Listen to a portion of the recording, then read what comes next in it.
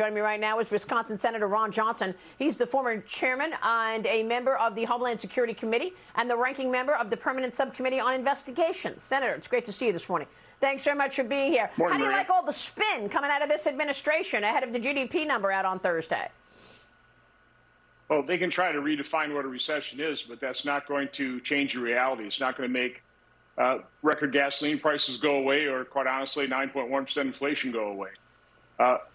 As Milton Friedman always said, inflation is always and everywhere a monetary phenomenon. And you take a look at the recession, you take a look at record gasoline prices, 40-year high inflation. These are all self-inflicted wounds caused by their policy. And the first step in solving any problem is admitting you have one. I just heard your previous segment on the border. President Obama called 2,000 people being encountered today, apprehended today, a humanitarian crisis.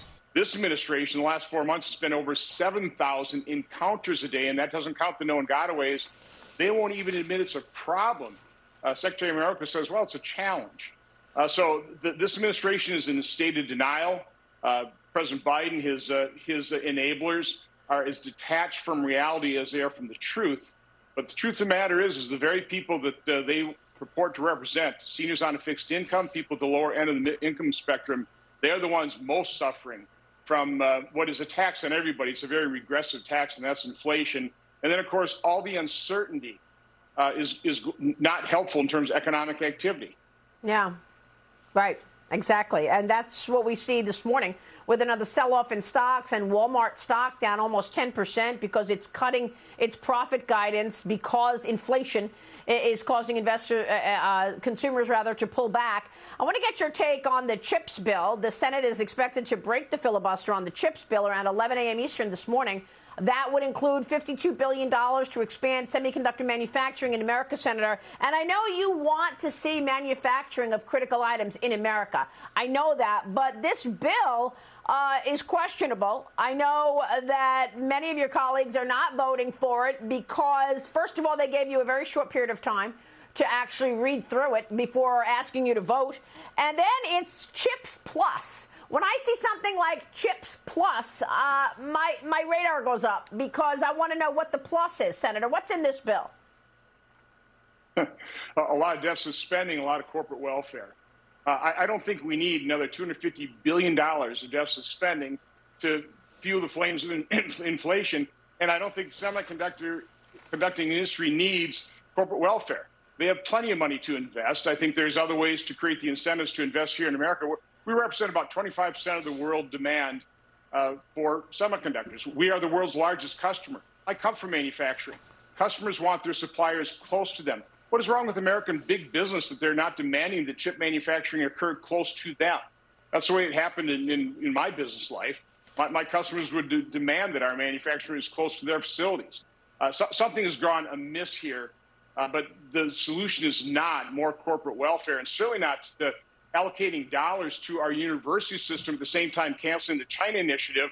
You're basically going to fund the R&D that you make it then easier for China to steal. It is madness. This is stupid policy.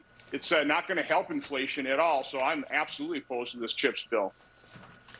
Well, I mean, you make a good point in terms of not stealing intellectual property, because there was a provision in there from Senator Portman who said that he wanted these provisions in there to ensure China was not stealing intellectual property. But the Democrats took that provision out, Senator. So as opposed to just being a bill that keeps manufacturing or sends more manufacturing to the United States, has this become a bill that's just another big spending package?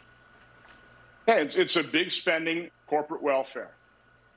Again, it makes no sense whatsoever. We have more than enough money sloshing around the economy to invest in semiconductor manufacturing here. It's about aligning the incentives properly. And we're not looking at that at all. We're just throwing more money at the problem, which is what Washington does. And again, you take a look at what's caused inflation.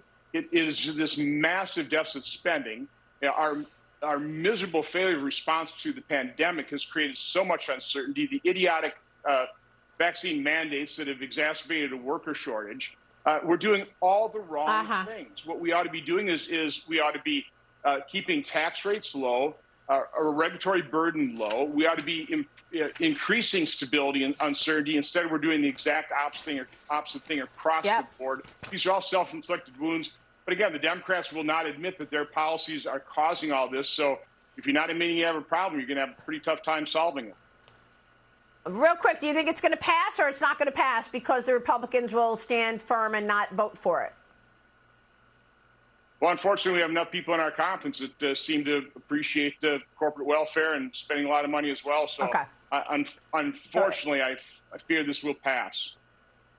All right. Real quick before you go, Senator, we're going to talk to Miranda Devine coming up about Hunter Biden. But your partner in the investigation on Hunter Biden, Chuck Grassley, says highly credible whistleblowers say that the FBI and the DOJ are downplaying negative Hunter Biden information. Your thoughts? Well, I'm glad those whistleblowers are coming forward. I've written my own letter now to Christopher Wray and Merrick Garland, as well as Michael Horowitz. We need some answers. There is some corruption in our federal law enforcement. We need to get to the bottom of it. They have not been forthcoming. They've not been forthright. All right. We'll leave it there, and we'll be watching your investigation, Senator. Thank you. Ron Johnson this morning in Wisconsin.